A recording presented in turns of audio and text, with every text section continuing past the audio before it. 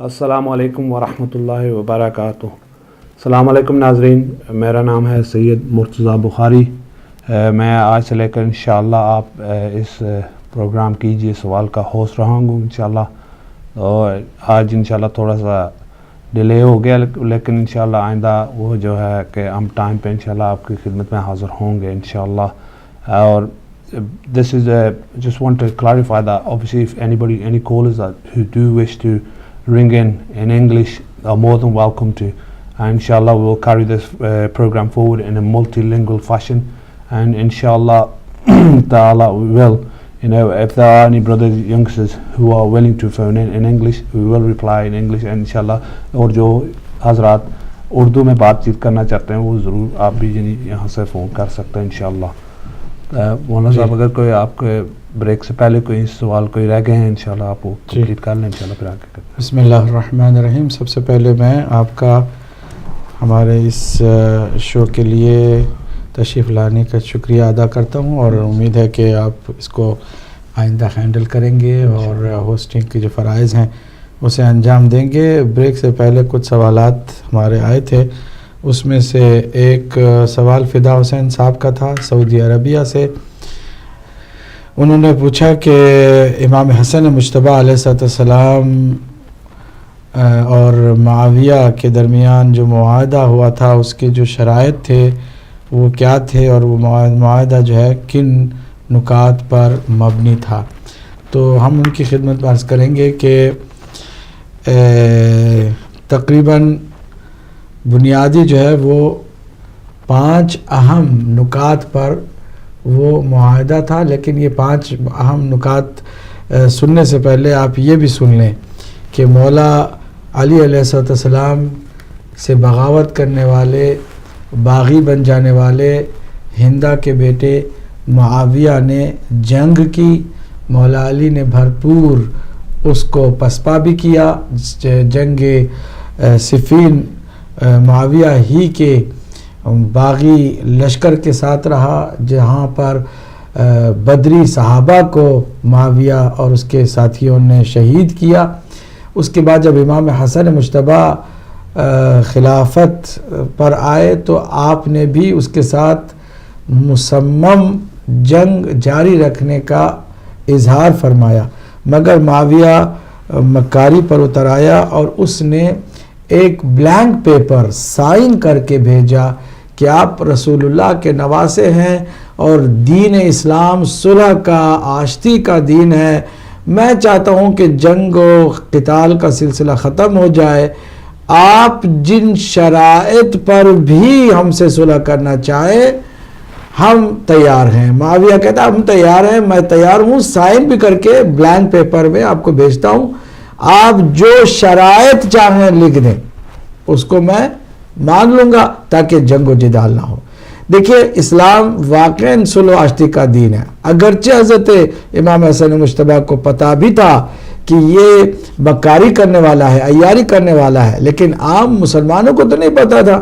اگر اس کے باوجود امام حسن مجتبیٰ اس کے ساتھ جنگ رکھتے تو آج مسلمان سارے امام حسن کو قصوروار ٹھہراتے کہ دیکھو اس نے بہرحال اس حد تک فراخ دلی دکھائی، ظاہری طور پر ہی صحیح، اس نے صلح کی پیشکش کی اور انہوں نے کیوں ٹھکرا دیا، جنگ کیوں کی، تو دنیا ساری آج بھی امام حسن کو قصوروار ٹھہراتی۔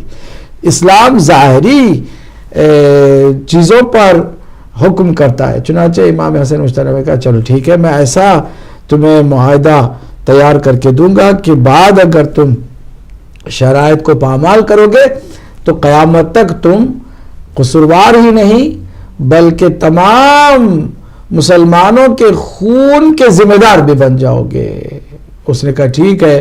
تو وہ جب آیا تو امام نے جو صلح نامہ تیار فرمایا، پہلی بات یہ کہ میں خلافت کو اس کے حوالے نہیں کر رہا ہوں، فرمایا میں حکومت کے اس وقت زمامداری کو، نظام کو معاویہ کے حوالے کرتا ہوں چند درج ذیل شرائط پر۔ پہلی شرط کیا ہے کہ وہ قرآن اور سنت پیغمبر اکرم اور شائستہ خلفاء کی سیرت پر عمل پیرا ہوگا۔ سوال یہ کہ کیا اسی ایک شرط پر معاویہ نے عمل کیا؟ ہرگز نہیں۔ دوسرا اہم بنیادی نقطہ جو شرط کے طور پر امام نے اس معاہدے میں لکھوایا وہ یہ کہ اگر معاویہ اس دنیا سے چلا جاتا ہے تو معاویہ کو حق حاصل نہیں ہے کہ وہ کسی کو بھی اپنی جگہ پر نامزد کرے۔ اگر معاویہ اس دنیا سے جاتا ہے تو وہ حق واپس امام حسن کو ہی ملے گا، حسن مجتبیٰ کو ملے گا، اور اگر حسن کے ساتھ بھی کوئی حادثہ پیش آتا ہے اور وہ اس دنیا میں نہیں رہتے تو یہ امام حسین علیہ السلام کا حق مسلم ہے، ان کو ملے گا۔ تو کیا یہ شرط پوری کی گئی؟ بلکہ الٹا امام حسن مجتبیٰ کو بھی زہر اس نے دے دیا۔ تیسری جو بنیادی شرط تھی وہ یہ کہ کسی بھی خود نہ اپنے کسی آدمی کو مولا علی اور اولاد علی یا علی کے شیعوں کے خلاف پروپیگنڈے کی اجازت نہیں ہوگی۔ گالی گلوچ، شب و شتم کرنا، سب کرنا، لعنت کرنا اور برا بھلا کہنا، قتل و غارت گری کرنا، جتنے علی کے شیعہ ہوتے تھے معاویہ نے ایک ایک کو پکڑ پکڑ کے شہید کیا، قتل کیا۔ تو وہ جو تیسری شرط تھی بنیادی، اس پر بھی عمل نہیں ہوا۔ چوتھی شرط یہ تھی کہ جو کوفے میں بیت المال ہے اس کی ساری جو رقم ہے وہ امام حسن ہی کے تصرف میں رہے گی، وہ معاویہ کے حوالے نہیں کی جائے گی۔ اور اس کے علاوہ بعض اور بھی کچھ جگہوں کی بیت المال کی بات امام نے کی ہے۔ اور پانچویں جو بنیادی شرط ہے وہ آپ ذرا غور سے سنیں اور اس کے بعد آپ خود بتائیں کہ ان شرطوں پر معاویہ نے عمل کیا یا نہیں کیا۔ وہ یہ ہے کہ معاویہ دنیا میں اس وقت جو عالم اسلام میں ہر مسلمان کو، خاص کر شیعوں کو، امن و امان سے رہنے کی اجازت دے گا، اس کے کسی بھی پرانے ریکارڈ کو لے کر کے سزا نہیں دے گا۔ اسی کے بعد حجر بن عدی جیسے صحابی کو شہید کیا معاویہ ابن ابو سفیان نے۔ اس کے بعد بہت سارے شیعوں کا قتل عام کیا معاویہ ابن ابو سفیان نے۔ امام حسن مجتبیٰ کو بھی زہر دغا سے شہید کر دیا۔ جب ساری شرائط کو اس نے ٹھکرا دیا تو پھر امام حسین نے باقاعدہ قیام کیا۔ وہ یزید کے خلاف حقیقت میں مولا حسین کا قیام نہیں تھا، بلکہ پورے اس سسٹم، اس کرپٹ سسٹم کے خلاف امام نے قیام کیا تھا۔ اور امام حسین کی اس کربلا کی عظیم قربانی کے بعد آج دین اس طرح بچا ہوا ہے۔ اس کے بعد اگر کوئی کالر نہیں ہے تو ہم طالب حسین صاحب راول پنڈی سے، انہوں نے پوچھا، اس کی طرف بھی آتے ہیں کہ سوال ان کا یہ تھا کہ سرکار دو عالم کی عمر 63 سالہ تھی، تو 40 سال کے بعد آپ نے اعلان رسالت فرمایا تھا، تو آپ کے لیے کہا جاتا کہ آپ کی جسم کا سایہ نہیں تھا، تو کیا 40 سال کے بعد آپ کا سایہ جو ہے جسم کا وہ نہیں تھا، یا شروع سے ہی آپ کے جسم کا سایہ نہیں تھا؟ اگر آپ یہ مانتے ہیں کہ آپ کے جسم کا سایہ نہیں تھا تو پھر آپ کے جسم کو آپ دو حصوں میں تقسیم نہ کریں کہ بعثت سے پہلے، اعلان رسالت سے پہلے آپ کا جسم الگ تھا یا اعلان رسالت کے بعد جسم آپ کا الگ ہو گیا۔ نہیں، یہ جسم کی بات ہو رہی ہے۔ جسم اعلان رسالت ہو یا نہ ہو، سایہ اگر رکھتا تھا تو رکھتا تھا، اگر نہیں رکھتا تھا تو نہیں رکھتا تھا۔ اگر مسلمان مانتے ہیں کہ سرکار دو عالم کا سایہ نہیں تھا تو ان کو ماننا پڑے گا کہ پوری ان کی زندگی جسم کا ان کا سایہ نہیں تھا۔ اور وہ سایہ کیوں نہیں تھا؟ اسے کہ مولا علی جیسا شخص آپ کا سایہ بن کر آپ کے ساتھ ساتھ رہا کرتا تھا۔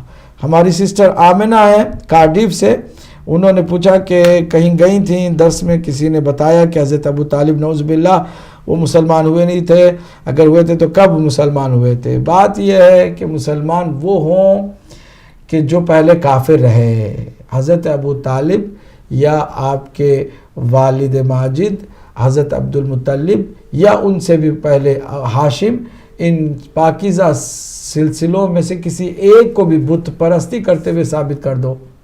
تاریخ میں بتاؤ کہ کس طرح، کہاں پر حضرت ابو طالب نے یا ان کی زوجہ محترمہ جناب فاطمہ بنت اسد سلام اللہ علیہ نے یا حضرت ابو طالب کے والد حضرت عبد المطلب نے یا حضرت ابو طالب کے بھائی عبداللہ نے کسی ایک جگہ پر بت پرستی کی ہو، مجھے ایک ضعیف روایت بتا دو. نہیں تو پھر کافر مسلمان ہوتے ہیں میرے بھائی اور میری بہن. یہ جو مسلمان ہوتے ہیں ان کے لیے قبضے کا سوال نہیں ہے. اگر کوئی کافر ہو تو پھر پوچھا جاتا کہ انہوں نے کب اسلام قبول کیا. وہ اسی پاکیزہ دین ابراہیمی پر قائم رہے اور رسول اکرم کی سپورٹ کرتے رہے، اور ایک مصلحت جو اللہ اور اس کے رسول کے درمیان تھی اس کے پیش نظر آپ نے میڈیٹر کا رول ادا کیا. جی بسم اللہ علیہ کال آئیے. السلام علیکم. کون میرے بھائی کہاں سے؟ السلام علیکم. وعلیکم السلام. جناب بسم اللہ. بسم اللہ سرکار. میں ایک تو آپ کا شکر گزار ہوں کہ آپ نے میرا ایک جو ذہنی مغالطہ تھا وہ دور کر دیا امت واحدہ اور قوم میں جو تھا. جی بہت شکریہ. اور بڑے پیار سے آپ نے اس کی توسیع فرمائی، میں آپ کا شکر گزار ہوں.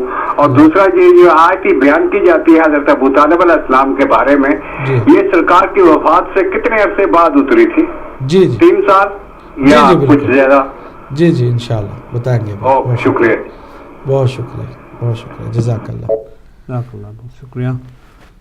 تو میں عرض کر رہا تھا کہ حضرت ابو طالب علیہ السلام کی شان میں گستاخی کی بنیاد کس نے رکھی یہ بھی آپ کو معلوم ہونا چاہیے. آج اس وقت جو ابو سفیان کا کلمہ پڑھتے ہیں، جو ابو سفیان کی تعریف کرتے ہیں، جو معاویہ کو اپنا بہت بڑا ہیرو مانتے ہیں اور یزید کو جو اپنا امام تسلیم کرتے ہیں، وہ لوگ بار بار اس بات پر زور دیتے کہ حضرت ابو طالب نے کلمہ نہیں پڑھا تھا.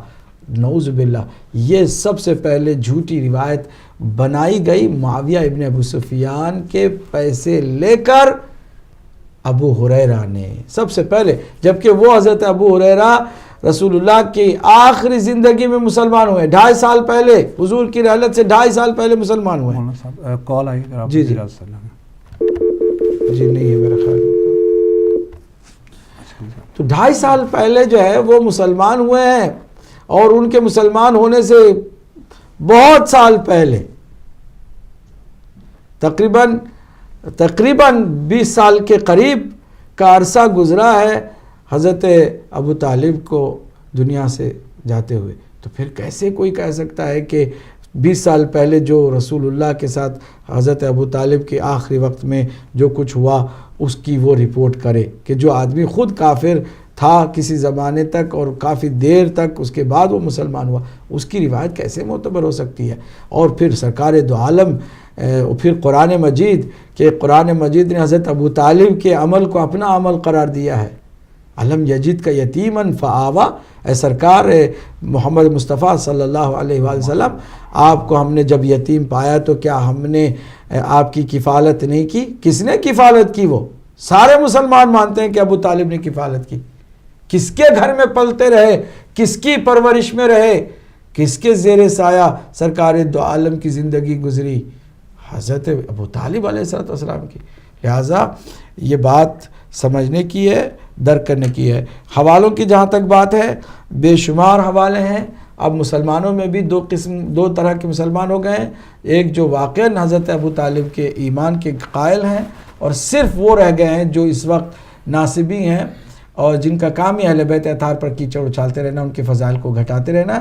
ان کا البتہ دماغ یہ ہے آج بھی کہ نعوذ باللہ وہ حضرت ابو طالب کو مسلمان نہیں مانتے. باقی کوئی ایسی بات نہیں ہے. اگر آپ ہمیں ای میل ایڈریس دیں گی میری سسٹر آمنہ، تو آپ کو ہم اہل سنت کی کتابوں کے حوالے دے دیں گے جہاں سے صاف صاف پتہ چل جاتا ہے. جی بسم اللہ. السلام علیکم. کون میرے بھائی کہاں سے بول رہے ہیں؟ وعلیکم السلام ورحمۃ اللہ وبرکاتہ. بیٹا میں محمد کو بلندر سے آپ کو مولانا صاحب کو کے ساتھ سلام عرض کرتا ہوں. وعلیکم السلام ورحمۃ اللہ. آپ لوگوں کو میں باتیں سزا کی دیا ہے کہ ہمارے نبی کا مذہب سچائی کا دین ہے. جو انسان سچ نہیں بول سکتا وہ مسلمان ہونے میں کافر ہے کہ وہ مسلمان اپنے آپ کو کہلائے. سچائی ہمارا دین ہے اور ہمارے نبی رسول کریم صلی اللہ علیہ وسلم سچے ہیں اور سچ کا ساتھ دینے والا ہی اچھا انسان ہو سکتا ہے. بے شک, جو اچھا انسان نہیں ہو سکتا وہ نبی کی کیا بات کرے گا, حضرت علی علیہ السلام کی کیا بات کرے گا.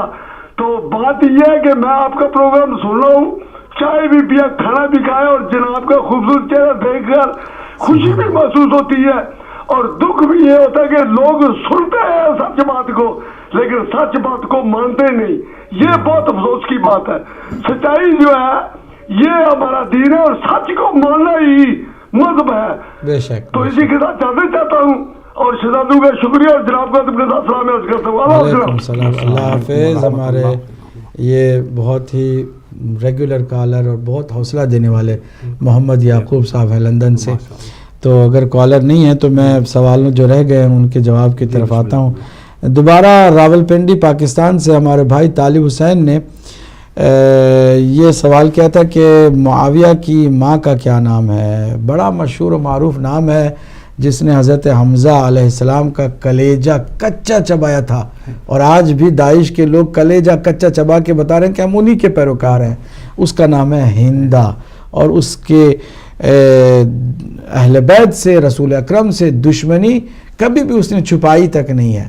یہ اور بات ہے کہ مجبوراً جب کہیں کوئی پناہ نہیں تھی تو ظاہری طور پر جان بچانے کے لیے وہ مسلمان بھی ہو گئی تھیں, ورنہ ذرہ برابر بھی اس نے دشمنی کم نہیں کی تھی. آگے ہماری ایک سسٹر ہے مبشرہ سولہل سے, انہوں نے 3 سوال کیے تھے. میں جلدی جواب دے دوں, اگر درمیان میں کوئی کالر آ بھی جائے تو ہمیں بتا دیجیے گا, ہم کالر کو سنیں گے. پہلا ان کا یہ سوال تھا کہ نماز میں جو آخر میں ہم سلام کے بعد 3 تکبیریں کہتے ہیں, کیا یہ واجب ہے, نماز کا حصہ ہے؟ جواب یہ کہ نماز کا حصہ نہیں ہے, یہ واجب بھی نہیں ہے, مستحب ہے. سسٹر یہ مستحب ہے. اگر آپ نے السلام علیکم ورحمۃ اللہ وبرکاتہ کہہ دیا تو آپ کی نماز پوری ہو گئی. آپ نے تکبیریں کہیں تو زیادہ آپ کو ثواب بھی ملے گا, اور مستحب ہے کہ آپ 3 تکبیریں بھی کہیں, اللہ اکبر اللہ اکبر اللہ اکبر. اگر آپ نے نہیں کہا تو کوئی حرج نہیں, آپ کی نماز تمام ہو جاتی ہے. جو تقلید نہیں کرتا یا نہیں مانتا, اگر وہ چارٹی کا کام کرتا ہے تو کیا اس کی نیک اعمال اور اس کی چارٹی وغیرہ قبول ہو جاتی ہے؟ کیا ہم اس کو سپورٹ کریں؟ دیکھیے, تقلید اگر کوئی نہیں مانتا ہے تو یقیناً وہ گمراہ ہے. اس کو معلوم ہونا چاہیے کہ بغیر ڈاکٹر کے کسی بھی مریض کا علاج نہیں ہوتا ہے, اس کو یہ معلوم ہونا چاہیے. بعض لوگوں کی ضد. جی بسم اللہ علیکم. السلام علیکم. کون میرے بھائی, کہاں سے؟ جی میں مانچسٹر سے بول رہا ہوں. میرا مختار ہے, ایک سوال کرنا چاہتا تھا مولانا صاحب سے. جی بسم اللہ فرمائیے. جی السلام علیکم. میں مختار بول رہا ہوں مانچسٹر سے. ایک حدیث متفقہ ہے کہ رسول اللہ صلی اللہ علیہ وسلم نے کہا میری قوم میں 73 فرقے ہوں گے, ان میں سے ایک ناجی ہوگا. تو یہ جو ہم کوشش کرتے ہیں سارے مسلمان اکٹھا ہو جائے, تو یہ ہماری ایک کوشش جو ہے کہ آپ کی حدیث کے خلاف نہیں جاتی, کہ آپ جو کہہ رہے ہیں کہ میری قوم میں 73 فرقے ہوں گے, ہم چاہ رہے ہیں کہ ایک قوم بن جائے, ایک ہو جائے سب. تو حضرت پہ کوئی روشنی ڈالیے گا. بہت بہت شکریہ. السلام علیکم. وعلیکم السلام ورحمۃ اللہ. جزاک اللہ. بہت شکریہ, آپ نے اچھا عمدہ سوال کیا ہے. اگر کوئی کالر نہیں ہے تو ہم پہلے یہ سوالوں کے جو جواب ہیں رہتے ہیں وہ ادا کر دیتے ہیں. دوسرا سوال کہتا ہے کہ جو تقلید نہیں کرتے یا نہیں مانتے ہیں, ان کی جو عبادت ہے یا چارٹی وغیرہ ہے وہ اللہ کی بارگاہ میں قبول ہوگی کہ نہیں ہوگی. اصل میں ان کو یہ سمجھنا چاہیے کہ اگر کوئی یہ ضد کرے, آپ مرتضیٰ صاحب آپ سنیں, شاید آپ کا صحیح انٹروڈکشن بھی نہیں ہوا, لوگوں کو نہیں پتہ ہے. ناظرین, ہمارے پاس جو ہے ہمارے جو ہوسٹ ہیں ان کا پورا نام ہے سید مرتضیٰ بخاری صاحب ہیں, اور ماشاءاللہ نہ تنہا ایک مرد مجاہد ہیں, بہت ہی مخلص انسان ہیں, اور ہمارے اس پروگرام میں انشاءاللہ وہ ہوسٹنگ کرتے رہیں گے. جی کال نہیں میرے خیال میں کال ڈراپ ہو گئی, چلیے کوئی بات نہیں. تو مرتضیٰ صاحب, یہ جو سوال ہماری سسٹر کا آیا تھا, اس کے جواب میں یہ عرض کرنا چاہتا ہوں کہ جو تقلید کے بارے میں ضد کرتے ہیں کہ ہم نہیں کریں گے, یہ بالکل ویسے ہی ہے کہ جو بیمار ضد کرے کہ میں دوائی نہیں لوں گا. بالکل بھائی, بیمار کو ڈاکٹر نے دوائی دی ہے کہ یہ کھاؤ بھائی, کہتا ہے میں نہیں کھاؤں گا, جی میں آپ کو مانتا ہی نہیں, تو کس کا نقصان ہوگا, ڈاکٹر کا یا بیمار کا؟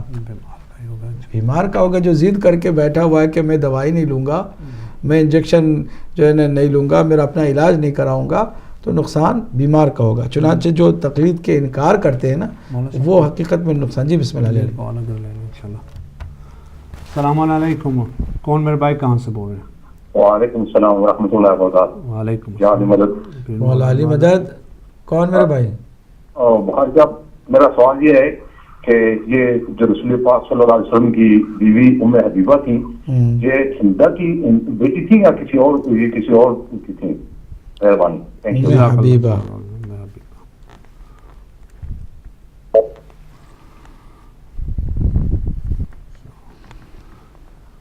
ٹھیک ہے. اچھا, تو بہرحال جو تقلید کے منکر ہیں جان بوجھ کر, اگر معلوم نہیں تھا تو یہ اور بات ہے. دیکھیں نا, ہمیشہ اللہ سبحانہ تعالیٰ انکار کرنے والے کو جان بوجھ کر رہا ہے یا انجانے میں کر رہا ہے یہ ضرور دیکھتا ہے. اگر انجانے میں ہے تو کوئی عذاب نہیں ہے اس کے لیے, اعمال بھی اس کے انشاءاللہ اللہ قبول کرے گا. لیکن جان بوجھ کے ہے تو پھر یقیناً اس کے اعمال خطرے میں پڑ جاتے ہیں. یہاں جہاں تک یہ سوال ہے کہ کیا وہ چیریٹی کا جو کام کرتا ہے اس کی ہم سپورٹ کریں نہ کریں, یہ ایک الگ نیکی ہے. اس میں تو آپ کو اس کے عقائد یا اس کی ان باتوں کی طرف نہیں جانا ہے. اگر واقعاً وہ امین ہے, امانت داری سے چیریٹی کا کام کرتا ہے اور آپ سپورٹ کر سکتے ہیں تو آپ کریں. نیکی کے کام میں کبھی بھی کسی کو روکنا نہیں چاہیے. ان کا ایک اور سوال تھا کہ ناک سے خون بہہ جانے سے کیا وضو باطل ہو جاتا ہے؟ نہیں, آپ ذرا پڑھیے وضو. مولانا صاحب اگر جی بسم اللہ. جی بسم اللہ. السلام علیکم, کون میرے بھائی کہاں سے؟ السلام علیکم. السلام علیکم مرشد سرکار, میں ممتاز بول رہے ہیں مانتا ہوں. ماشاء اللہ. ممتاز صاحب جی فرمائیے.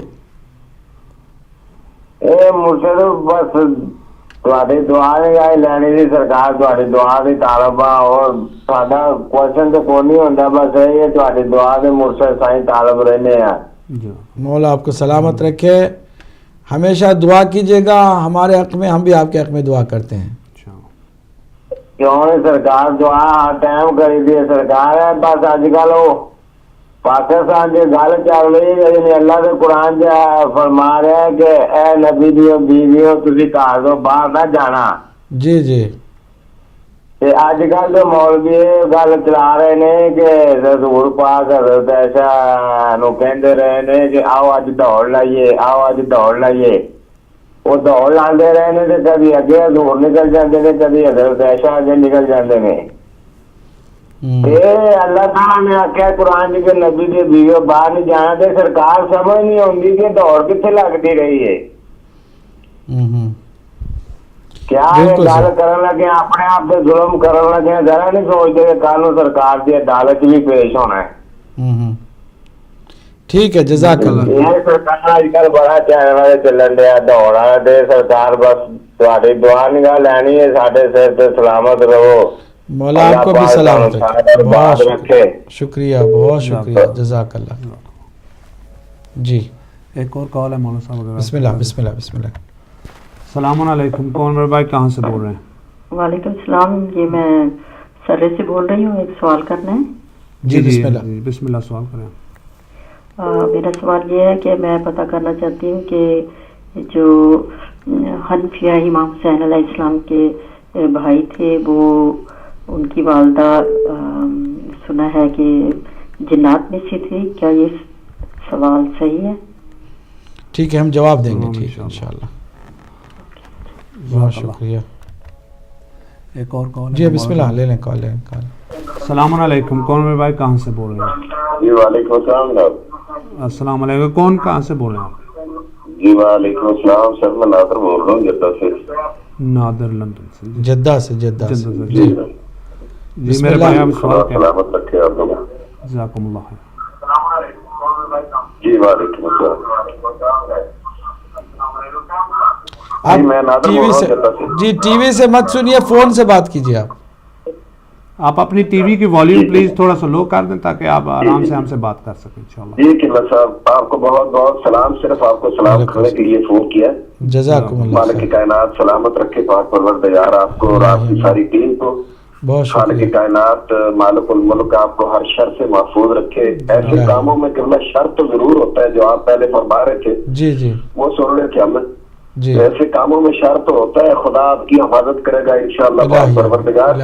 انبیاء جتنے بھی گزرے ہیں سارے انبیاء کے ساتھ یہی وسائل تھے, نبی تو کسی کا کوئی نقصان نہیں کرتے تھے. بے شک. تو قبلہ ایک آپ سے فاروق بھائی اگر سن رہے ہیں تو ان کو ہمارا سلام, اور ان کی کمی ہمیں بہت محسوس ہوتی ہے. جی جی جی بالکل. خدا آپ سب کو سلامت رکھے. پچھلے دنوں میں کچھ سنا تھا, پتہ نہیں کچھ ان کو کیا فرق لگ گیا. اللہ ان کو مالک اپنی حفظ و امان میں رکھے, اور آپ کو بھی خداوند کریم اپنی امان میں رکھے. بہت بہت سلام قبلہ کو. وعلیکم السلام ورحمۃ اللہ وبرکاتہ. جی جی مولانا صاحب آگے آپ بول رہے ہیں. آگے یہی عرض کر رہے تھے کہ ہماری سسٹر مبشرہ کے کچھ سوال رہتے تھے, اس کا جواب ہم دے رہے تھے کہ وضو کے سلسلے میں ان کو معلوم ہونا چاہیے کہ صرف 7 چیزیں ایسی ہیں کہ جن سے وضو ٹوٹتا ہے.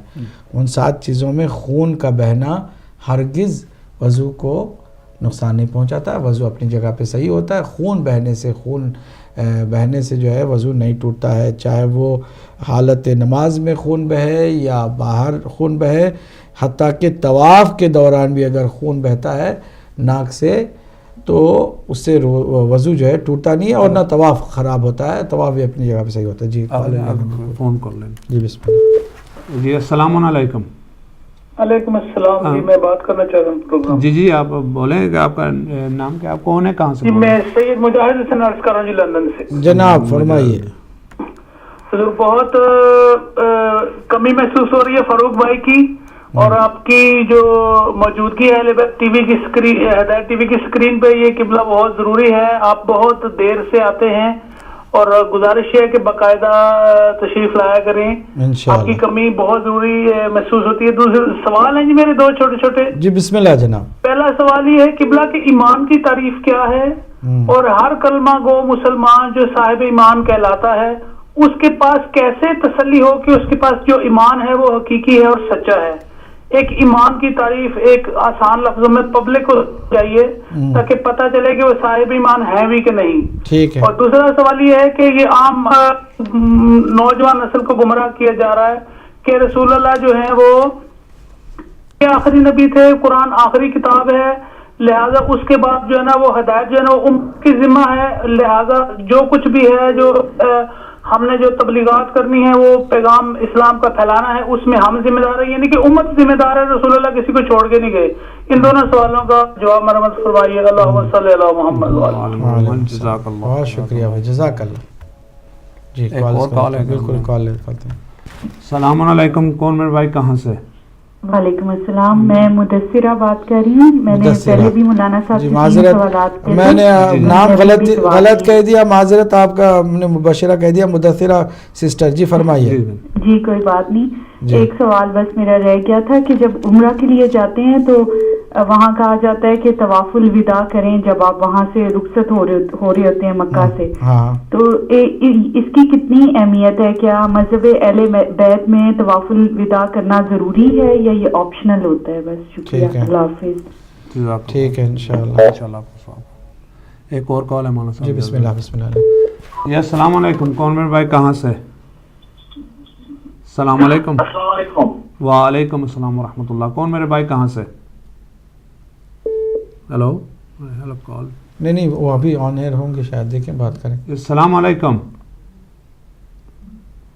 ہیلو السلام علیکم. چلیں کٹ ہو گئی, ڈراپ ہو گئی. ایک اور کال ہے. جی السلام علیکم. ہیلو, یہ بھی کال ڈراپ ہو گئی. ٹھیک ہے کوئی بات نہیں. تو آگے جو ہے نا میرے خیال میں آپ سے پہلے اتنے سوال آئے ہوئے تھے اور ہم نے اس کو کمپلیٹ کر لیا ہے. اب آپ جب سے آئیں جی کال کیجیے. جی السلام علیکم. السلام علیکم. وعلیکم السلام ورحمۃ اللہ. کون میرے بھائی, کہاں سے؟ میں آصف عابدی ریاض سے فون کر رہا ہوں. جی فرمائیے. میرا سوال یہ ہے کہ ہم لوگ یہاں پہ انڈین اور پاکستانی شیعہ لوگ کافی تعداد میں تخیل میں رہتے ہیں اور اپنا محرم وغیرہ کرتے ہیں. تو کچھ عرصے سے یہاں پہ لوگوں میں یہ اختلاف آ گیا ہے کہ بھئی کچھ لوگ چاند کی تاریخ جو یہاں کی گورنمنٹ ڈکلیئر کرتی ہے اس کو فالو کر رہے ہیں, اور کچھ لوگ ابھی اب ایکسس مل گیا ہے تو اپنے عالموں سے رابطہ کر کے وہ جو تاریخ تخلیق سے ملتی ہے، عالم جو تخلیق کے ہیں وہ جو ڈکلیئر کرتے ہیں اس کو فالو کر رہے ہیں. تو یہ اختلاف آ گیا ہے، دو گروپ بڑھ گئے ہیں. تو آپ کی کیا رائے ہے کس کو فالو کرنا چاہیے ہمیں؟ ٹھیک ہے، شکریہ. جزاک اللہ. جی جی مولانا صاحب ایک کال سینڈ ہوگی. آپ یعنی یہ سوال آیا تھا انکل کی طرف سے کہ یعنی اب ابو طالب کی حضرت ابو طالب علیہ الصلوۃ والسلام کے وفات کے بعد کون سی آیت اتری ہے کچھ اس طرح سے؟ ہاں وہ ہمارے بزرگ جو ہے نا سید علی جان شاہ صاحب نے پوچھا تھا کہ وہ جو آیت پیش کی جاتی ہے کہ تم کچھ بھی کوشش کر لو وہ ایمان لانے والے نہیں، یہ تو منافقوں کے لیے ہے. یہ تو بہت عرصے بعد نازل ہوئی آیت ہے. اور حضرت ابو طالب کا انتقال جو ہوا ہے اس وقت تو حضرت ابو طالب آخری سانس تک رسول اکرم کی حمایت کرتے رہے. کالر کو لے انشاءاللہ. جی السلام علیکم. جی السلام علیکم. کون میرے بھائی کہاں سے؟ السلام علیکم. وعلیکم السلام. لیاقت حسین بات کر رہا ہوں سعودی عرب سے. لیاقت حسین جی میرے بھائی سوال کیجیے. جی فرمائیے. جی ہم طواف النساء کی اہمیت جاننا چاہتے ہیں. کچھ ہمارے بھائی ہیں ان کو اچھی طرح سے معلوم نہیں. ساتھ یہ پوچھنا چاہتے ہیں کہ طواف النساء کی اہمیت بتا دیں ہمیں. ٹھیک ہے. ٹھیک. جزاک اللہ. ایک جی کال کو شامل کر دیا.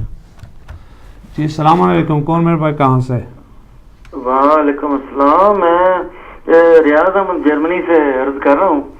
آپ کو میری طرف سے بہت بہت السلام علیکم. خاص کر علامہ عباس عابدی صاحب سے ایک میں میری فرینکفورٹ میں ملاقات بھی ہوئی تھی. جی جی جی بسم اللہ.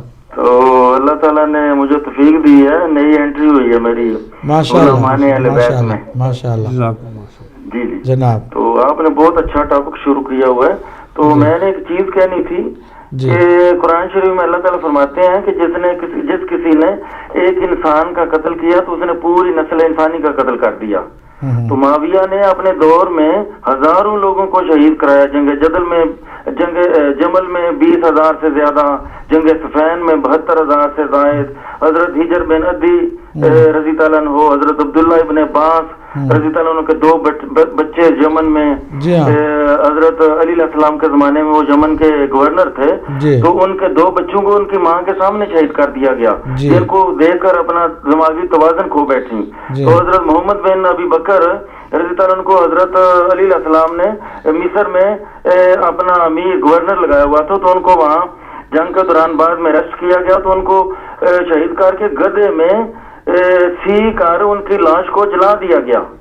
تو اتنے لوگوں کا جو قاتل ہے، تو اللہ تعالیٰ قرآن شریف میں فرماتے ہیں لعنت اللہ الکاذبین کو، جو جھوٹا شخص ہے اس پر بھی اللہ نے لعنت کی ہوئی ہے. تو علامہ عبدی صاحب بیٹھے ہوئے یہ بتائیں گے اور چیزیں بھی. تو لہذا ایسے شخص کو اگر کچھ کہا جائے تو وہ کہہ دیتے ہیں وہ صحابی ہے، اس کو کہنا کچھ نہیں. تو جو جتنا عہدے میں کوئی بڑا شخص ہوتا ہے اس کی ڈیوٹیز بھی بہت زیادہ ہوتی ہیں، اس کے اوپر ذمہ داریاں بہت زیادہ ہوتی ہیں. اگر عام شخص کو یہ کہا جاتا ہے کہ یوں نہیں کرنا اور یوں کرنا ہے، تو جو بڑے لوگ ہوتے ہیں ان کی زیادہ ڈیوٹیاں ہوتی ہیں. تو اتنے بڑے عہدے پہ ہو کر اس نے اتنے ظلم و ستم کی ہے، تو یعنی اس کو کون سی اتھارٹی تھی جس نے ان کو اجازت دے کہ آپ جو چاہیں کرتے رہیں، آپ کو کوئی پوچھنے والا نہیں ہوگا. جی ہاں جزاک میرے لیے عبدی صاحب سے کہنا، میرے لیے اسپیشلی دعا کریں. اللہ آپ کو سلامت رکھے. ریاض احمد صاحب آپ کو ثابت قدم رکھے. آپ مذہب اہل بیت میں تازہ داخل ہوئے ہیں اسی محرم الحرام میں. الحمدللہ ان کو توفیق اللہ نے دی ہے کہ وہ نور جو ہدایت کا ہے وہ آپ کو ملا ہے. اللہ آپ کے بچوں کو، آپ کی زندگی کو ہر بلا سے، مصیبت سے، شر سے محفوظ رکھے انشاءاللہ. جزاک اللہ. خدا حافظ. خدا حافظ. جی مولانا صاحب علی جان صاحب کی جی وہ سوال تو وہ جو آیت یقیناً بہت پہلے سرکار حضرت ابو طالب کا انتقال ہو چکا تھا. یہ تو بعد کی بات ہے، اس کو لوگوں نے جوڑنے کی کوشش کی ہے، اس کے ساتھ کوئی تعلق نہیں ہے. چلیے آگے کون سا؟ جی اب آگے حاجی محمد یعقوب صاحب سے جو انہوں نے ہمیشہ دعا کی ہے. جی ہاں بالکل. جی ممتاز صاحب سے یعنی مانچسٹر سے جی قوم کے یعنی 73 فرقے بنے ہوئے ہیں، کیا ان کو کنٹرڈکشن تو نہیں ہے کہ ہم قوم کو اکٹھا کرنے کی کوشش کر رہے ہیں؟ دیکھیں ہاں ان کے سوال کا جواب یہ ہے کہ جو نجات پانے والا جو مذہب ہے وہ ایک ہی ہے، اس میں کوئی شک نہیں ہے، لیکن اس دنیا میں مشترک عقائد پر امت مسلمہ اکٹھی ہوتی ہے تو جو مشترکہ دشمنوں کی سازشیں اس کو ناکام کر سکتی ہے۔ آپ اگر دو الگ راہ پر چلتے ہوئے بھی ایک جگہ پر ایک نقطے پر جمع ہو سکتے ہوں تو کیوں نہ ہوں؟ قرآن مجید دیکھیں، قرآن مجید تو کہہ رہا ہے اہل کتاب سے بھی بات کرو کہ ایک پوائنٹ، کامن پوائنٹ جو توحید ہے اللہ کو ماننے کی، اسی کامن پوائنٹ پر تم ہمارے ساتھ آ کر کے اکٹھا ہو جاؤ۔ تو جب اہل کتاب کو بھی اللہ جو ہے کہتا ہے کہ تم ان سے بھی کہو کہ آؤ کم از کم توحید پر، جو بت پرست ہیں، جو توحید اللہ کی توحید کو نہیں مانتے ہیں، ان کے مقابل میں ایک ہو جاؤ، تو پھر مسلمان جو اللہ کا کلمہ بھی پڑھتے ہیں، رسول اللہ کی رسالت کو بھی مانتے ہیں، اس کے بعد یقیناً نجات پانے کے لیے انہیں اہل بیت کے دروازے پر بھی آنا ہوگا، ان کی پیروی بھی کرنی ہوگی۔ اگر ہم دعوت دیتے ہیں، وہ آتے ہیں، ہم اکٹھا ہوتے ہیں اور دشمن کے مقابل میں مضبوط ہوتے ہیں، تو اس میں کون سے تضاد والی بات ہے؟ اکٹھا ہوتے ہیں تو شاید توفیق ہو جائے کسی کو کہ وہ دین حق کی طرف آ جائے، جیسے ہمارے بہت سارے احباب آتے ہیں۔ جی کالر بولے جی السلام علیکم، کون میرے بھائی کہاں سے؟ ہاں السلام علیکم۔ وعلیکم السلام ورحمۃ اللہ، کون میرے بھائی کہاں سے بول رہے ہیں؟ میں قاسم بات کر رہا ہوں لوٹن سے، میں مولانا صاحب سے کوئی سوال پوچھنا تھا۔ جی ضرور۔ جی بسم اللہ جناب پوچھیے۔ اوکے، ہاں السلام علیکم۔ جی وعلیکم السلام ورحمۃ اللہ، کون میرے بھائی ہیں؟ میں قاسم بات کر رہا ہوں لوٹن سے۔ جی جی بسم اللہ۔ میں بہت سال سے سنتا ہوں، تمہارا پروگرام بہت اچھا چلتا ہے الحمدللہ۔ تو یہ ہے کہ میں سوال ابھی ٹی وی لے لیا، ابھی آن کیا، تو سوال میرا خواب دیکھا، میں کر سکتا ہوں یا نہیں دیکھ سکتا؟ بالکل کر سکتے ہیں، بالکل کر سکتے ہیں۔ اچھا، میں نے خواب دیکھا کہ میں ایسا جاتا ہوں، ایک راستے پر جاتا ہوں تو راستہ آدمی ہے، میرا دوست ہے، تو بعد میں جاتا ہوں تو اس میں کوئی جادو ہوا آدمی پر، تو پھر میں اس کو بولتا ہوں کہ بسم اللہ بولو، اس کی میں ٹھیک ہو جائے گا، تو اس نے پوچھا یہ کیسا ہوئے گا، تو پھر بھی جب بسم اللہ پڑھو تو وہ ٹھیک ہو جائے گا۔ پھر راستے پر بھی کوئی وہ سوری میرا اردو اچھا نہیں ہے، وہ سانپ آتا ہے تو میں اس کو بسم اللہ بولتا ہوں، وہ اپنا راستے پر جاتا ہے، تو پھر آدمی لوگ سوچتے ہیں وہ یہ کیسا کرتے ہیں، میں سب جو بھی کچھ کرتا ہوں تو خواب کا تو پھر وہ بسم اللہ پر کھڑا ہوتا ہے۔ تو ایک ڈاکٹر آیا تو پھر دوسرا آدمی نے بلایا کہ دیکھو یہ ڈاکٹر یہ نہیں مانتا ہے کہ تم ایسا کر سکتے، تو پھر وہ ڈاکٹر وہ بلایا، تو پھر میں نے کیا تو اس کی کچھ آنے کا تھا، تو پھر میں نے کھڑا کیا، وہ ڈاکٹر ہم سے بولا کہ یہ کیسا ہوتا ہے، تم عجیب آدمی ہو، تو پھر بعد میں وہ ڈاکٹر بتایا کہ میں ڈاکٹر ہوں، تمہارا میدان میں چیک کروں گا کیونکہ میں تمہارا بہت پسند آ گیا تم ہم کو، تو اس لیے میں تمہارا میدے میں تھوڑا سوراخ ہے کچھ ہے، ایسا خواب دیکھا، تو پھر میرے بیبی نے ہم کو اٹھایا، خواب سے پھر اٹھ گیا۔ تو مولانا صاحب کو میں بہت کتنا بولو یہ کام ہے کہ میں اتنا پسند ہے، کوئی بات بھی وہ کرتے میرے دل پر لگتا ہے قسم سے، اتنا پسند ہے، میں کبھی بھی اس کا پروگرام مس نہیں کر رہا ہوں، کبھی وہ تو فون میں بھی زیادہ نہیں کرتا، لیکن اس کا پروگرام بہت سنتا ہوں، اگر اس کا جواب دے گا تو، اور دوسرا بھی زیادہ ٹائم لے گا تو پھر بعد میں فون کروں گا۔ دوسرا ایک چھوٹا سا خواب میں نے دیکھا کہ میں ہوا میں چلتا ہوں، اس کا عرصہ ہو گیا 3 ماہ ہوا، ہوا میں جاتا ہوں، بہت اچھا جگہ ہوتا ہے، تو اس میں ہوا میں جاتا ہوں، تو اس کا باغ ہوتا ہے تھوڑا سا، اس میں ہوا میں جو آدمی نہیں ایسا جاتا ہوں ہوا میں، وہ بھی 2-3 بار دیکھا میں نے، تو یہ انگلینڈ میں یہ خواب دیکھا، اگر مولانا صاحب کوئی اچھا تربیت دے گا، کیونکہ میں سب کو نہیں، کسی کو نہیں دیکھا یہ خواب، کسی کو میں نہیں بتاتا، میں اتنا علم جانتا ہوں کہ اچھا آدمی کو بتاؤ تو اچھا خواب اچھا تربیت دے سکتے ہیں۔ ٹھیک ہے، جزاک اللہ، بہت شکریہ بھائی، جزاک اللہ۔ ہم ابھی آپ کو بتاتے ہیں انشاءاللہ۔ پہلے میرے خیال ہے کہ خواب کی، ہاں جی کال لے لیتا ہوں، پھر ان کے جواب، چلو وہ فون کال ڈراپ ہوگی۔ جی ان کے خواب میں جو انہوں نے بسم اللہ کی بات کہی ہے، یقیناً ان کا ایمان اللہ پر ہے، ان کو اللہ جو ہے یقیناً بچائے گا، اور بسم اللہ کی بڑی برکتیں ہیں، بہت اچھا خواب دیکھا ہے، ہوا میں اڑنا بھی بہت اچھی بات ہے، انشاءاللہ وہ اپنی خوبیوں میں اضافہ کریں اور ہمیشہ صدقہ دیا کریں انشاءاللہ۔ السلام علیکم، کون میرے بھائی کہاں سے؟ جی وعلیکم السلام، میں غلام قادر بات کر رہا ہوں ڈربی سے. جی غلام قادر صاحب. جی سلام فرمائیے. جی جی السلام علیکم. جی فرمائیے. جی وعلیکم السلام، میں غلام قادر بات کر رہا ہوں ڈربی سے. جی فرمائیے، سوال کیجیے. علامہ صاحب سے میں نے تھوڑی سی ایک گزارش بھی کرنی تھی اور ایک سوال کی صورت میں. جی بسم اللہ. اور وہ میرا سوال یہ تھا کہ علامہ صاحب یہ آج کل کیا وجہ ہے کہ مسلمان جو ہیں ہر پلیٹ فارم پہ، ہر ملک میں جو ہے ذلت کا، رسوائی کا شکار ہے. اگر آپ سیریا میں دیکھ لیں، آپ مصر میں دیکھ لیں، آپ کشمیر میں دیکھ لیں، جہاں کہیں بھی ہے مسلمانوں کو مارا جا رہا ہے. اور کسی کو بھی مارتے ہوئے یہ نہیں پوچھا جاتا کہ بھئی تم شیعہ ہو یا تم سنی ہو یا تم وہابی ہو یا تم دیوبند ہو یا تم کسی بھی مسلک سے تعلق رکھتے ہو. صرف جب بھی کبھی کوئی دشمن اسلام جو ہے وہ ٹارگٹ کرتا ہے تو وہ مسلمان دیکھ کے کرتا ہے.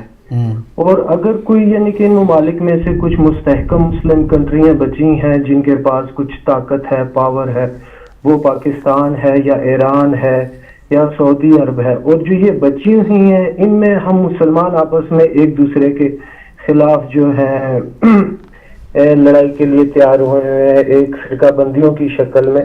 تو میں آپ سے یہ سوال کرنا چاہتا تھا کہ حضور یہ ایسا کیا کوئی آپ کی یعنی کہ ماشاءاللہ بہت زیادہ علم رکھتے ہیں، آپ کی بہت زیادہ فکر ہے اس معاملے پہ، تو آپ کے حوالے سے اس چیز کا کیا حل ہو سکتا ہے کہ مسلمان، جیسے آپ کہہ رہے تھے کہ توحید پہ ہی اکٹھا کر لیا جائے، لیکن اس کے لیے اسٹریٹجی کیا ہونی چاہیے؟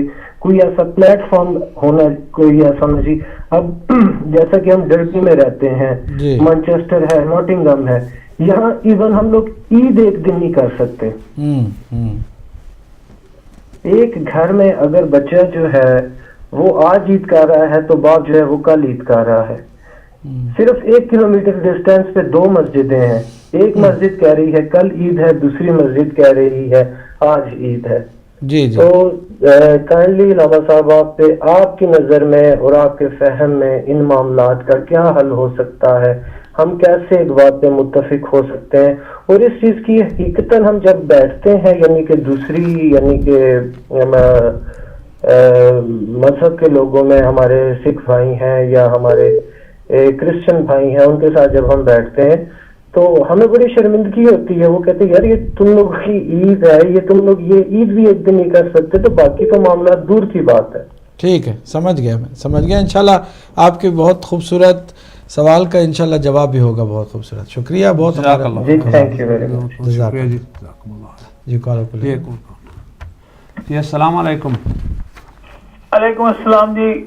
جی میں ایک گزارش یہ جی کہ سوال کافی ہو چکے ہیں، لمبی لمبی کالر کی آپ نہ سنیں تو سوالوں کو جواب ٹائم ختم ہو جائے گا ورنہ. ٹھیک ہے، واقعی بھی صحیح کہہ رہے ہیں. اب ہم کالز کو روک دیتے ہیں اور انشاءاللہ جی بلکہ ابھی کالز نہ لیں تو بہتر ہے، ہم جلدی ان کے سوالوں کے جواب دے دیں. آگے کوئی ایک صاحب آئے تھے میرے خیال میں، انہوں نے پوچھا کہ ام حبیبہ جو ہے وہ کس کی بیٹی تھیں؟ ام حبیبہ رسول اکرم صلی اللہ علیہ وآلہ وسلم کی ازواج مطہرات میں سے ایک ہیں، اور آپ کا اصلی نام جو ہے وہ رملہ تھا، رملہ. اور سرکار دو عالم صلی اللہ علیہ وآلہ وسلم کے ایک رشتہ دار تھے، ان کی زوجیت میں پہلے یہ آئیں اور یہ ہجرت میں بھی گئی تھیں، اور اس کے بعد جب وہاں سے عبید اللہ جو ہے نا ان کا نام تھا، جن کی یہ زوجہ تھیں، ان کو اللہ نے ایک بیٹی دی، ان کا نام انہوں نے حبیبہ رکھا. اس کے بعد ان کی ماں کو جو ہے ام حبیبہ کی کنیت ملی. یہ عبید اللہ بن جہش جو ہے ان کے ساتھ ان کی شادی ہوئی. یہ چچا زاد بھائی تھے رسول اکرم صلی اللہ علیہ وآلہ وسلم کے. بہرحال جب یہ بیوہ ہو گئیں، جب ان کے شوہر شہید ہو گئے، یہ جب واپس مدینہ آئیں تو بہرحال وہ اپنے والد جو ابو سفیان ہیں اس کے گھر رہنا نہیں چاہتی تھیں اور ان کے مسائل بھی کچھ تھے، تو آخر کار سرکار کی زوجیت میں وہ آئیں. لیکن بات سمجھنے کی ہے کہ معاویہ کی یہ سگی بہن نہیں ہے، ام حبیبہ سوتیلی بہن ہے. اب ان کی والدہ اور معاویہ کی والدہ الگ الگ ہے. معاویہ کی والدہ کا نام ہندہ ہے، جبکہ ام حبیبہ کی والدہ کا نام تاریخ میں نہیں بتایا گیا ہے، کوئی اور ہے. یہ ضرور بتایا گیا ہے کہ ہندہ ان کی والدہ نہیں تھی. چلیے آگے. جی آگے مولانا صاحب ممتاز صاحب تھے، انہوں نے دعا وغیرہ کی ہے. ایک سری سے جو انہوں نے یہ سوال کیا جو محمد بن حنفیہ امام حسین علیہ جی السلام کے اس میں محمد بن حنفیہ ایک خاتون تھیں، بہت پہلوان قسم کی. یہ جنوں میں سے تھیں، ایسی کوئی بات نہیں ہے، وہ انسانوں میں سے ہی تھیں. اور حضرت محمد بن حنفیہ جو ہے وہ اپنی والدہ کے نام سے زیادہ مشہور ہوئے. تو یہ رسول اکرم صلی اللہ علیہ وآلہ وسلم کے خاندان ہی میں آتے ہیں. اگر مولا علی علیہ السلام کے فرزند ہیں تو ایسی کوئی بات حنفیہ کے لیے نہیں کہنی چاہیے کہ نعوذ باللہ وہ کہ جنوں میں سے تھیں. چلیے آگے کیا تھا. جی نادر صاحب سے جدہ سید مجاہد حسین صاحب تھے نا. سید مجاہد حسین صاحب نے لندن سے سوال کیا تھا ایمان کی تعریف کی جائے اور صاحب ایمان کو کیسے پتہ چلے کہ وہ ایمان رکھتا ہے. دیکھیے بہت مختصر میں آپ کی خدمت میں جواب دینا چاہوں گا. تمام مسلمان مومن گھروں میں بیٹھے ہوئے سے مجھے اس وقت دیکھ رہے ہیں، مجھے ہر کوئی کہتا ہے کہ ہم ایمان والے ہیں، صاحب ایمان ہیں. اس کا صحیح معنوں میں آج مفہوم خلاصہ کر کے میں آپ کی خدمت پیش کر رہا ہوں. ایمان ہر اللہ سے منسوب، اللہ کی جانب سے آئی ہوئی چیز یا ہستی پر لانے کو کہتے ہیں ایمان. کتاب اگر اللہ کی طرف سے آئی ہے تو ایمان لانا چاہیے. پیغمبر اللہ کی جانب سے آئے ہیں تو ایمان لانا چاہیے. اور اگر آخری نبی کا جانشین اللہ کی جانب سے معین ہوا ہے تو اس پر بھی ایمان لانا چاہیے. یہ بعض لوگ جو کہہ دیتے ہیں کہ آخری نبی ہمارے ہیں تو اب اس کے بعد جو کچھ بھی ہے کسی پر ایمان لانے کی ضرورت نہیں ہے. کس نے کہا؟ اگر آخری نبی ہیں تو ان کی ختم نبوت کا ذمہ دار اور ضامن کون ہے؟ سلسلہ امامت. امامت بھی کس کی طرف سے معین ہوئی ہے؟ اللہ کی جانب سے. انی جاعلک للناس امام. حضرت ابراہیم کے لیے بھی اللہ نے فرمایا میں امام بناتا ہوں، لوگوں کو اختیار نہیں دیا. کسی بھی زمانے میں سرکار نے بھی ووٹنگ نہیں کرائی. کسی کو کمانڈر بنانا ہو، کسی کو گورنر بنانا ہو، کسی کو قاضی بنانا ہو، کسی کو امیر بنانا ہو تو کبھی بھی الیکشن نہیں کروائے، ووٹنگ نہیں لی، لوگوں سے مشورے بھی نہیں کرائے، شورا بھی نہیں بٹھائی، بلکہ سیدھے سیدھے اپوائنٹ کیا اللہ کے حکم سے. تو اللہ کے نبی نے بھی مولا علی کو اپنا جانشین مقرر کیا. یہ اللہ کی جانب سے تھا، اللہ کے حکم سے تھا. اس پر بھی ایمان لانا ضروری ہے. بعض لوگ کہتے ہیں کہ یہ کہاں پر لکھا ہے؟ بھئی حدیث میں اللہ کے حبیب یہ کہہ رہے ہیں یا علی حب کا ایمان، تمہاری محبت ہی ایمان ہے. تو اب جس کی محبت ہی ایمان ہو تو کیا اس پر ایمان نہیں لانا چاہیے؟ عجیب بات ہے. بعض لوگ مغالطے کر کے جو ہے نا لوگوں کو ہٹانا چاہتے ہیں. صاحب ایمان کو معلوم ہونا چاہیے کہ آیا تمام ان باتوں پر اس کا ایمان ہے جو اللہ کی طرف سے اور اس کے نبی کی طرف سے ہم تک پہنچا ہے. ان میں سے امامت و ولایت بھی ہے، اس پر بھی ایمان لانا ضروری ہے. اگر ہم یعنی اس سوال پہ اگر ہم جواب کو ختم کریں کیونکہ ٹائم اپنا ہمارا جو بس اب یہ چند جو رہتے ہیں نا میں جلدی عرض کر دوں. خواب کی تو میں نے بتا دی تھی. باقی جو ہمارے آخر میں غلام قادر صاحب نے ڈربی سے کیا تھا، ایک مفصل اس کے لیے جواب چاہیے. مختصر ان کا جواب یہ ہے کہ امت مسلمہ کو ذلت و خواری سے، رسوائی سے، دربدری سے بچنا ہو تو پھر واپس ان کو اسی در پہ آنا ہوگا جس در کو انہوں نے 1400 سال پہلے چھوڑ دیا تھا. وہ سلسلہ، وہ امامت کا سسٹم، وہ نظام ولایت اس پر آ جائے اور امت مسلمہ کی یہ ساری دکھ درد کی کہانیاں ختم ہو جائیں گے انشاءاللہ. اور باقی جو ہے وہ آصف عابدی صاحب نے ریاض کے بارے میں پوچھا، ریاض سے کہ چاند ہم یہاں پر سعودی عرب میں رہ کر کیسے تعین کریں. دیکھیے اگر حج کا سیزن ہے تو ہمارے مراجع نظام بھی کہتے ہیں کہ حج کے سیزن میں جو تاریخ سعودی حکومت کی طرف سے اعلان ہوتی ہے اسی کو آپ مانیں، اسی پر چلیں. لیکن باقی مہینوں کی تاریخوں کو آپ چاند واقعاً دیکھنے پر ہی قبول کریں, معتبر سمجھیں. اگر وہاں چاند نظر آ جاتا ہے تو ٹھیک ہے, نہیں تو پھر اپنے مراجع کے فتاوی کے مطابق عمل کریں. طواف وداع, طواف نساء وغیرہ کے بارے میں تفصیل انشاءاللہ کسی اور وقت ہم بتائیں گے. میرے خیال میں چونکہ ٹائم ابھی نہیں ہے تو باقی جو رہ گئے ہیں بہت سارے سوال لگاتار آ بھی رہے ہیں, لیکن انشاءاللہ ہم اگلے پروگرام میں انشاءاللہ بتا دیں. انشاءاللہ آپ انشاءاللہ نیکسٹ ویک انشاءاللہ ٹھیک منڈے 6 بجے انشاءاللہ ہم آپ کی خدمت میں حاضر ہوں گے انشاءاللہ. اور پلیز اسپیسیفائی, پھر میں کروں گا, those people, obviously those brothers and sisters who are willing to participate in English, please do so in next week's program inshallah. Myself, Sayyid Murtaza Bukhari and Allama Sayyid Abbas Abdi Sahab will be here to help out any of your questions. Until next time inshallah, assalamu alaikum wa rahmatullahi wa barakatuh.